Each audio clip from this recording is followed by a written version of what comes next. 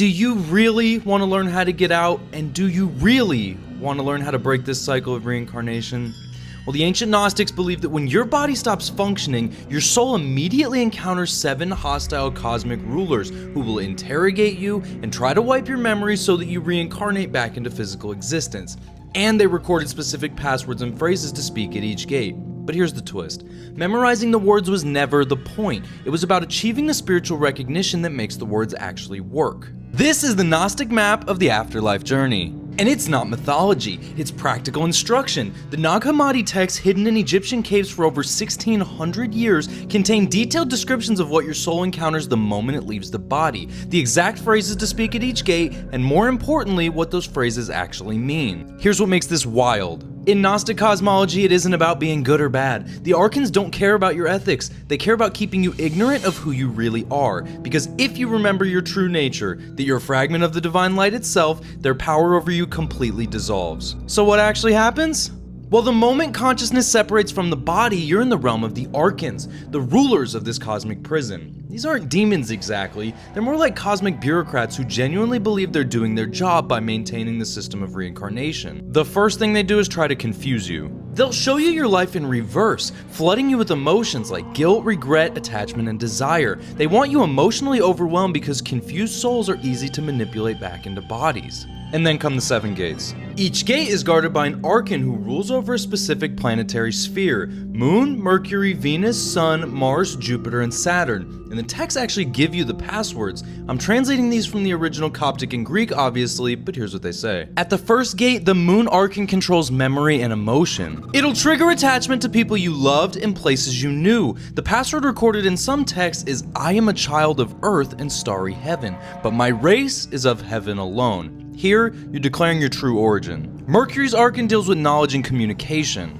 It'll quiz you and try to trap you in its mental games. The password involves names of power, utterances like Abraxas, or declarations that you know the secret names of the rulers themselves. Venus's Archon works through desire and beauty. In order to get past, here the texts say you speak phrases affirming, "I have seen the imperishable realm," acknowledging that you've experienced something beyond physical pleasure. The Sun's Archon, though, is the big one. In some texts, this is Yaldabaoth himself, the chief Archon who thinks he's God. He's genuinely convinced that he created everything and he demands worship. The password here is wild. You have to declare, "I am you, and you are I," recognizing that even this false god is made of the same divine light even if he's ignorant of it. Mars's Archon governs aggression and conflict. The passwords here involve declarations of peace and stillness, such as, "I have passed through fire and was not burned." Now, Jupiter's Archon controls ambition. It offers you spiritual advancement, higher realms, and better incarnations. The password here involves rejecting all offers, saying, "I seek not what you offer, for I possess what you cannot give." Now, Saturn's Archon is the final gate, time and limitation itself. The password is simply, "I am." It's the recognition of pure existence beyond all boundaries. Now here's what's crucial, and this is where most people get it completely wrong. These passwords aren't magic spells. You can't just memorize them like you're studying for a test. Instead, they're more like tuning forks. When you speak them with full recognition of what they point to, they resonate with the corresponding level of reality. But saying them without gnosis, or direct experiential knowledge of your divine nature, is like reciting poetry in a language you don't understand. It's just sounds with no power. Stick with me and think about it for a second. If the Moon Archon floods you with overwhelming emotion and attachment, and you mechanically recite, "I am a child of starry heaven," while you're completely identified with the emotion, it does nothing. The Archon sees right through it. But if you speak these words while actually resting in the awareness that you are not the emotion, that you're the consciousness observing the emotion, and that your true nature is prior to all feeling, then the words carry power because they're expressing lived truth. When Yaldabaoth demands worship and you say, "I am you, and you are I," it only works if you genuinely recognize that he's a fragment of divine light that forgot itself, and so are you, and you're both made of the same ultimate substance. You're not lying or tricking him, you're speaking truth that he can't refute because it's reality. And this just goes to show that the actual preparation that Gnostics did wasn't memorizing passwords. It was practicing gnosis while alive, direct experiential knowledge of their divine nature right now, in a body and in normal consciousness. They'd practice the phrase, "I am the light," until it stopped being words and became lived experience. Not,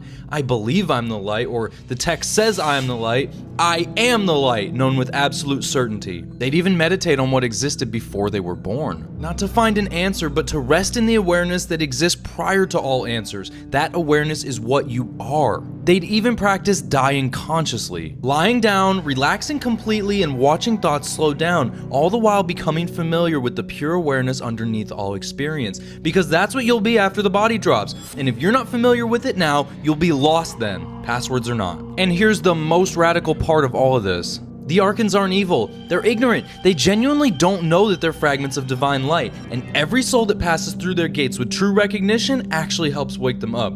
Your liberation contributes to the liberation of the entire cosmos. And the Archons don't just exist after the body stops, they exist now. The moon's emotional manipulation and Mercury's mental loops, Venus's attachments, and the sun's false authority, these forces are operating constantly. Life in a body is already the journey through the gates, and that's why the passwords work as practice even now. When you're overwhelmed with emotion, just pause and say, I am a child of starry heaven, while recognizing that you're the awareness watching the emotion and not the emotion itself. When someone demands your worship or obedience, recognize I am you and you are I. We're both divine light, just having different experiences. Now, once you genuinely recognize your divine nature, these Archons can't touch you. Not because the passwords protect you magically, but because there's nothing for them to grab onto. They can only manipulate identity, and you've stopped identifying with anything they can reach. So yeah, the Gnostic passwords aren't ancient words to memorize for some future moment. They're tools for practicing recognition of your divine nature right now. And when that recognition becomes more real than anything that the Archons can show you, the words finally mean what they always meant. So if you want more deep dives into Gnosticism and cosmology, make sure to like the video, drop your comments on the Archons below, and follow for more deep dives like this. Till next time.